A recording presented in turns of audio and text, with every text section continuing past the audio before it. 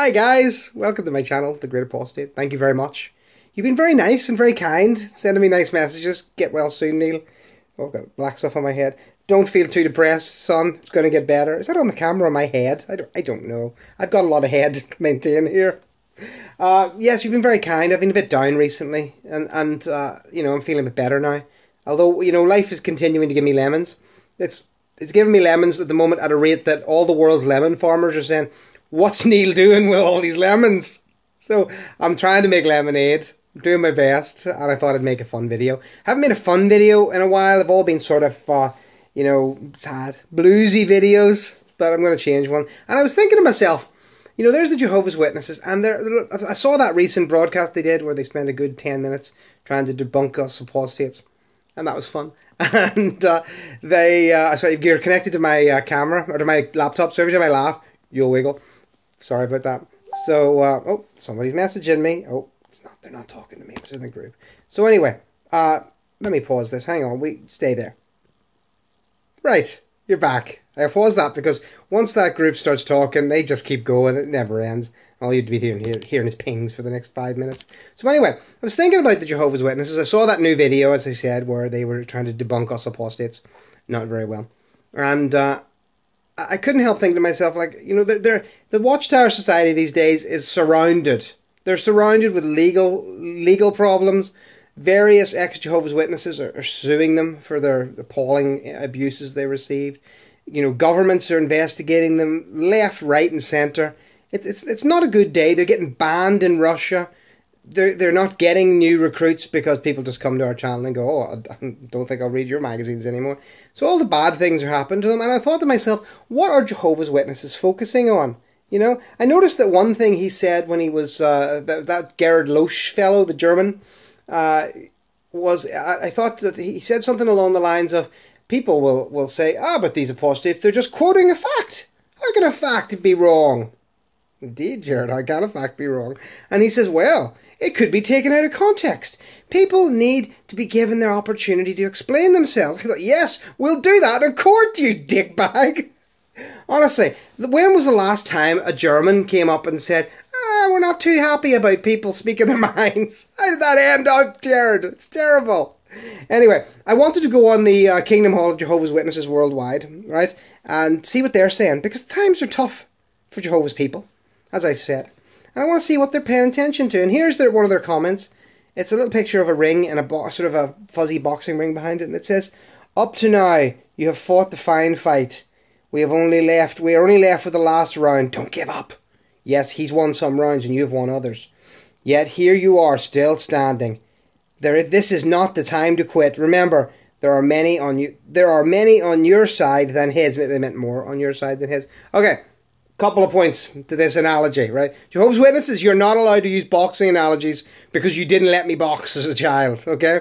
Not allowed. You're banned from using boxing analogies. Some of the analogies actually are much closer to reality than you would think. So, for instance, yes, he's won some rounds and you have won others, but you both end up with brain damage, okay? Stay in the Jehovah's Witnesses, you must be brain damaged.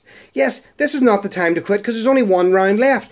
Guys, this is the longest round in human history. Good God! The people who believed in the Mayan calendar believed in it for a shorter period of time than you believe in Jehovah's Witnesses' promises. It's ridiculous. Now let's clip on down. What other points have they got? Hang on, I'm going to pause just so I can clip down without shuddering you. Are you back? I'm back. So, one of the other things that they're talking about now in Jehovah Land is the new assembly, the district assembly. Now, some of you may know that we will be protesting the assembly in London. Can't wait. Jehovah's Witnesses, if you're watching, come. Give us a little wave. Give us some kind of secret sign that you're awake and you know it. Clap your hands. And anyway, they're talking about the assembly. I want to go through it. And I've noticed that they show you these pictures now. Have you noticed that they used to be like Jesus and his apostles were all like pretty meek dudes? They were all pretty weedy. And now like everybody's got like rippling biceps. They're toned and they're just like ready to jacked guys. It's like I don't know what the thing there is. I think maybe that they're trying to suggest that Jehovah's Witnesses are not the pussies that they were when, you know, I was a Jehovah's Witness, but I think that's probably what they are. but it makes for more graphic art anyway. I can imagine though. Maybe what it is, right? Is that in Bethel they've just totally given up on all the gay guys there, and they're just like, yeah, okay, Jesus has got to have a six-pack. I don't know why, Julio, but he's just got to have six. He needs veins, more veins. I think I found it. Holy shit, that's funny. Okay, anyway, so let's look at some of the program, right? I'm going on to the Sunday convention, which I think is good. Sunday, you got your music video presentation, a little bit of bit of music for you, and then you got future events that will require courage. The cry of peace and security, the destruction of Babylon the Great, the proclamation of the hailstone message. Now, I'm going to assume that that's one of those awful messages that we were always built up at the assembly to believe that was going to be something important. And really what it was a 15-minute like little document, a Word doc that the governing body, signed off on that said something like, "We completely disdain Satan's works."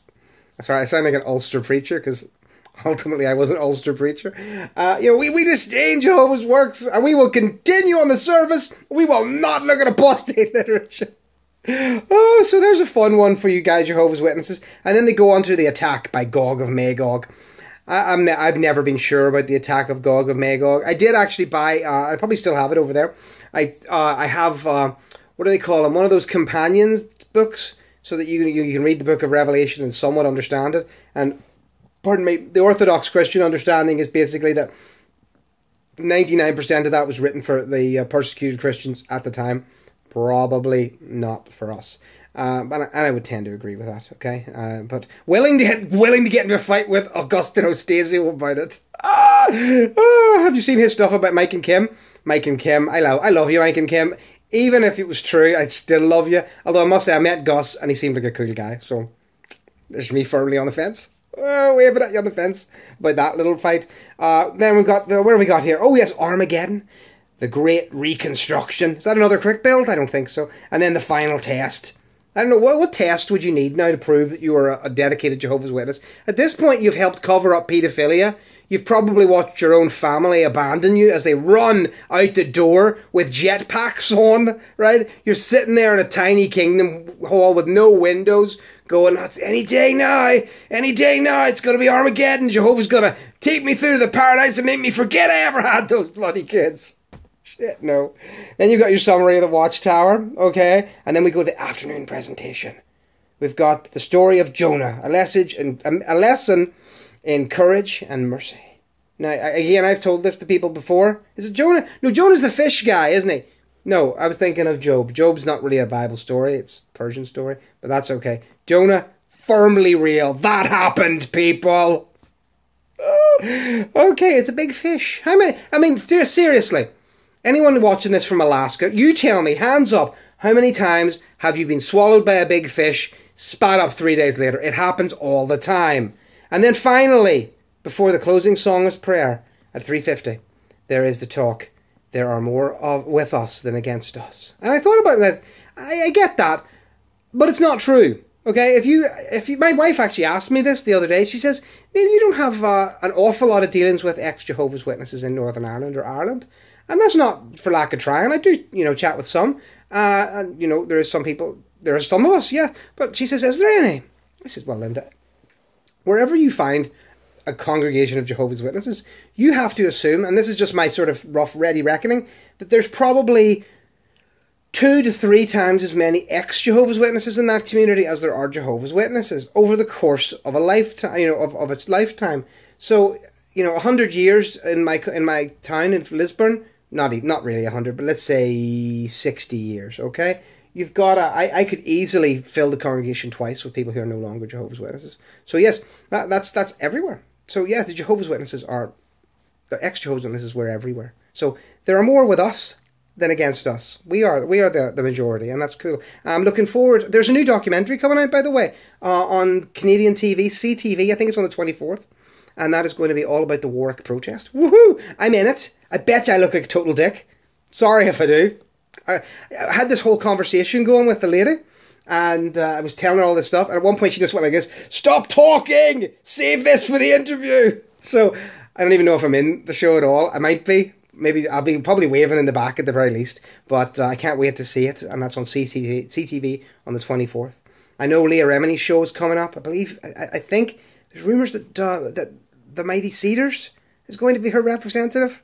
I don't know how I feel about that. I don't really like getting into a fight about that, but I'd prefer, to be honest with you, I wouldn't want it to be myself, but I would prefer it, when you're talking about the two witness rule and child abuse and stuff, I would prefer it not to be former elders. I'd prefer it to be people who were sexually abused, people who've lost their children. The optics is better, and also I think that it's more meaningful. So that's just my 2 cents on it. Last thing, my book is for sale. My books, yes, I have How to Leave a Cult, which is great, if I don't say so myself. And I have The Great Apostate, which is basically my life story. And as I told Katie Kitten the other day, where it's also the brutal story of my obsession with what's the word? Shrubbery. Okay, they're selling like hotcakes, meaning that people won't even pick them up with gloves on. So, if you like my books, if you like what I do here, go and check it on Amazon. There'll be a link below, and buy my book, because it's funny. It's got good reviews. And if you don't want to splash out the mighty $11 that it's going to cost you, then by all means, pretend you did and leave a review. Thanks very much, guys. Hope you're doing well. I'm going to go pick up my son from school, and I think we're going to go to the park. So you have a good day. Take care.